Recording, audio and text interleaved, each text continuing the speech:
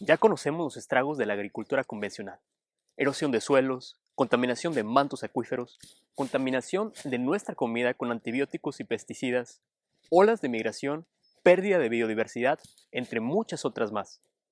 Sin embargo, estar consciente de ello no resuelve para nada el problema. Necesitamos ideas y estrategias para producir alimentos sin comprometer la salud de nuestra sociedad ni la de la biosfera. Y es por ello que en esta emisión quiero presentarles una alternativa de producción.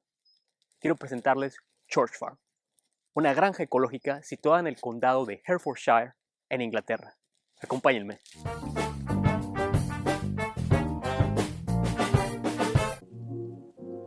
La granja ecológica se localiza al norte de Londres, alrededor de 1 hora dependiendo del transporte utilizado.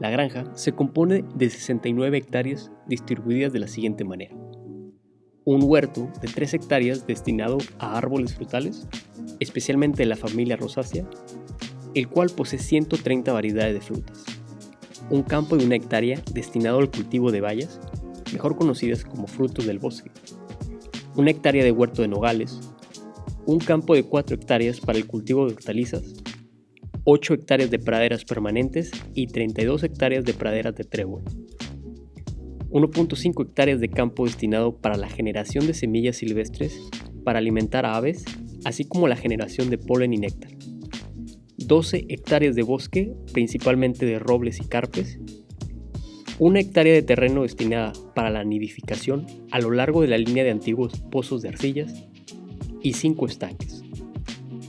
La granja se caracteriza por producir una gran gama de alimentos.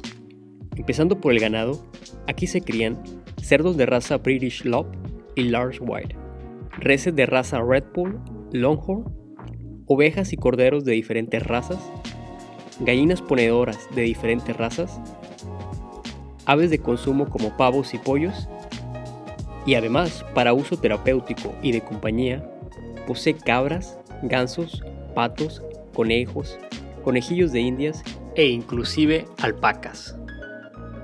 En cuanto a la producción vegetal, se producen frutas como manzanas, peras, ciruelas, cerezas, nectarinas, albaricoques, nísperos, melocotones, membrillos, fresas, frambuesas, moras, tayberries, groselas, rojas y negras.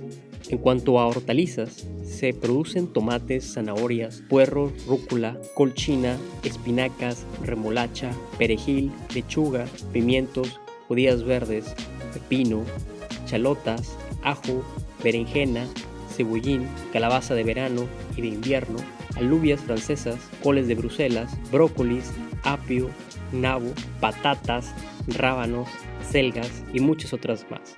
En cuanto a hierbas, se produce hinojo, perejil, capuchina, acedera, albahaca, borraja, cebollino, rábano picante, lavanda, orégano, menta, romero, salvia, tomillo y cilantro. Cabe mencionar que toda la producción de la granja se hace bajo un enfoque orgánico, es decir, sin uso de fertilizantes químicos, con rotación de cultivos, mínima excavación de suelo y libre pastoreo. Todos los productos mencionados anteriormente se comercializan directamente con los clientes, ya sea a través de la tienda, el café, el pub o la entrega directa de canastas semanales. Pero aún hay más. La granja también funciona como centro de entretenimiento familiar. Los visitantes pueden pagar para alimentar directamente a los animales durante el recorrido de la granja, que además está lleno de señalamientos pedagógicos. También cuenta con un bosque de hadas, es decir, un bosque recreativo para niños, así como bosques y praderas en las que es posible acampar, ya sea en tienda de campaña, caravana, cabina o en una tienda de campaña lujosa, lo cual se conoce como glamping. La granja también está abierta a recibir voluntarios que desean aprender sobre agricultura o simplemente que desean practicar una actividad física al aire libre, como alimentar animales, reparar cercos, limpieza, etc. Es una buena idea para las personas amantes de los trabajos manuales. Pero no termina ahí. También es una granja inclusiva. pues la granja sirve además como una escuela y cuidado de personas con discapacidades, en las cuales los alumnos participan en las tareas cotidianas de la granja, en la medida de lo posible y bajo supervisión de personas capacitadas. Para saber más sobre su funcionamiento, escuchemos a Anne de Bog, la gerente de Rural Care.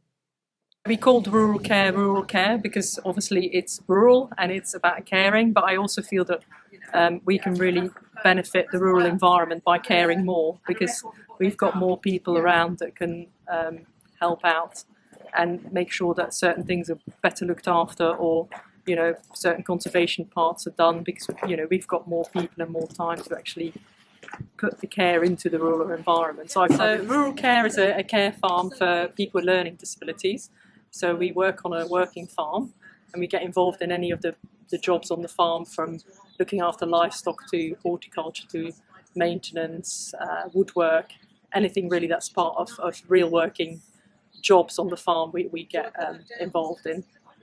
We work with a really mixed range of people. People with low needs would be in a group of 1 member of staff to 4 co-farmers, and then we have a lot of people that come on a one-to-one basis. A lot of people with autism, then any sort of learning disability, so people with cerebral palsy, Down syndrome, people with epilepsy.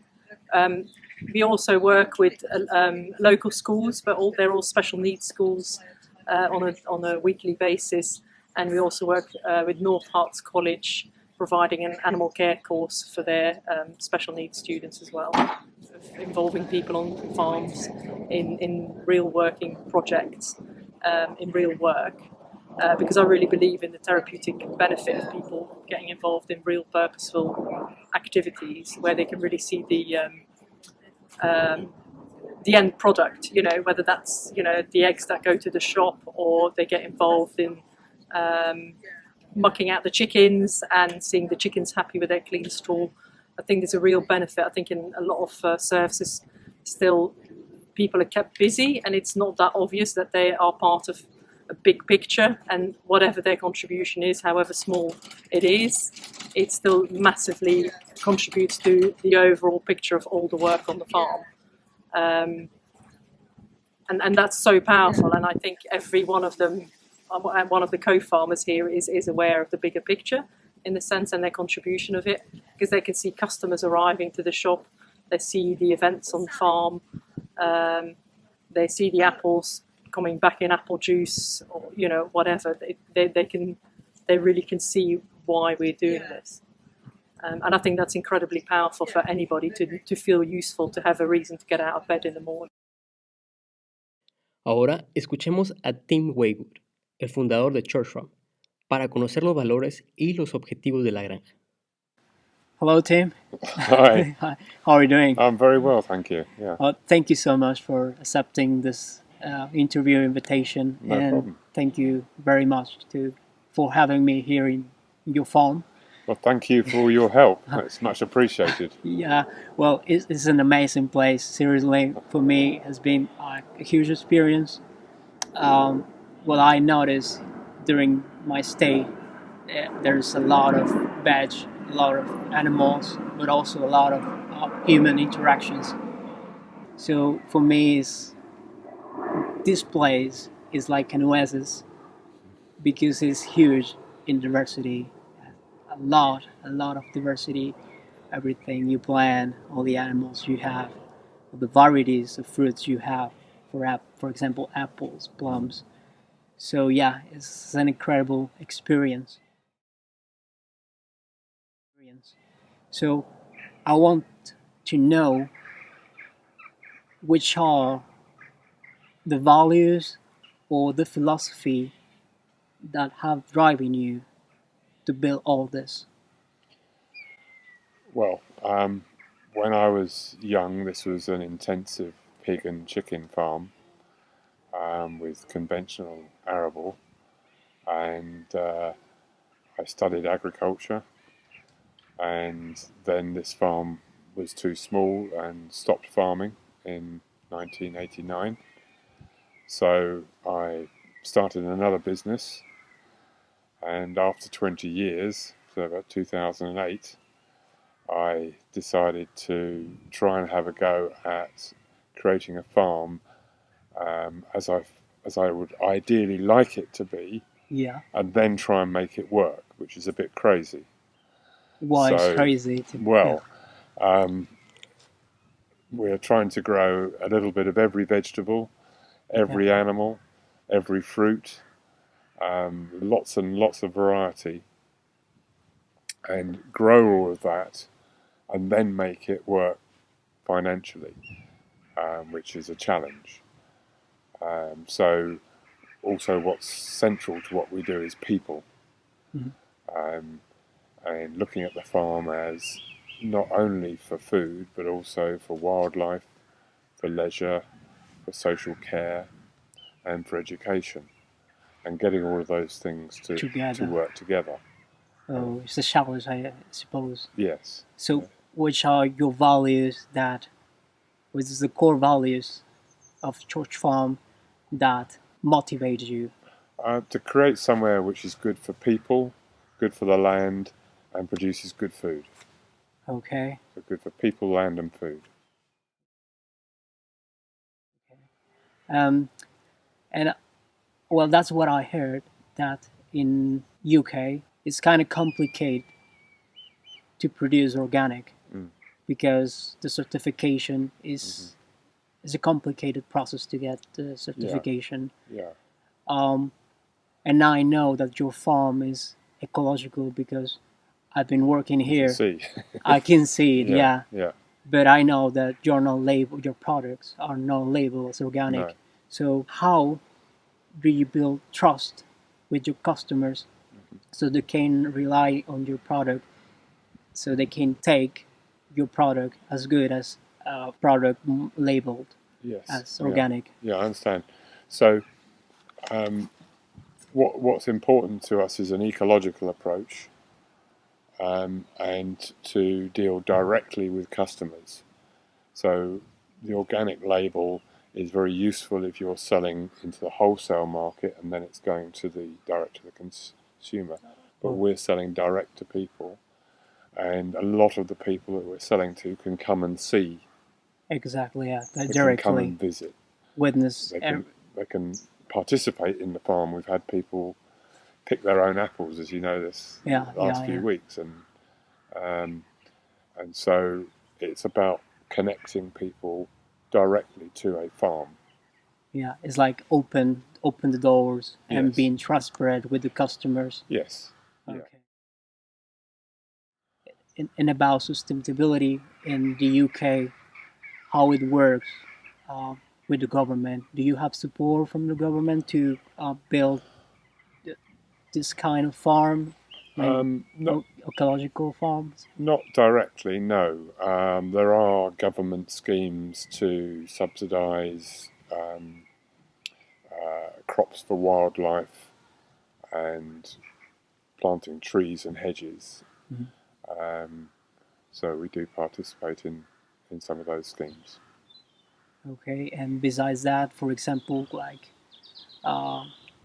imagine if you wanted to label your product as organic, do you have any support from the government? No. And do you have groups of farmers that work together to? There are, yes, there are. I mean, we're not part of any group. Yeah. We're sort of independent and really focus on directly on our customers. Okay. It's all about selling directly, either through the box deliveries that we do every week, or in our shop, or through the cafe, or through the pub where people also eat our food. Okay. So the relationship direct with the customer is really important to us. If we sold to one customer, one big company, then we're dependent on that company. Mm-hmm. If we sell to hundreds of people, we're not dependent on any one customer. So diversity is really important. Diversity of customers and diversity of income. I see. about your social inclusion in your farm. For me, Yeah. it's very interesting to see people with disabilities working in a farm. How you came to this idea and how it works and how it allows communities and people to reconnect with Yeah. environment. Yeah. Well, the education and care farming side of what we do, that is all really due to me meeting Arne, who started that side of the enterprise. And in any enterprise in life, if you find really good people, they can make things happen. And that area has flourished and grown. So it now employs 25 people looking after adults with learning difficulties. I see. Well, just a final question. Could you give any advice to other farmers around the world that like to evolve into a sustainable path? I think getting people involved is really important.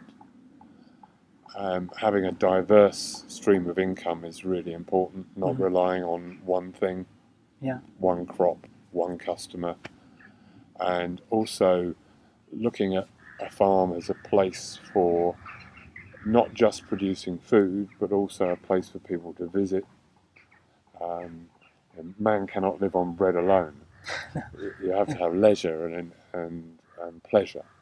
I think those are important things. Well, thank you so much for this interview. Okay. Esto es Short Farm, un ejemplo de que las tierras no son simplemente para producir, sino también para contribuir en el desarrollo social. Recuerda que alimentarse va más allá de un acto biológico en el cual buscamos nutrientes. También es un acto sociocultural. Con una alimentación saludable, solidaria y sostenible, preservamos nuestra salud, la de la biosfera y la cohesión social. Por eso, esforcémonos en la medida posible en apoyar el campo consumiendo productos orgánicos y locales. Gracias por acompañarnos en esta emisión. Hasta la próxima.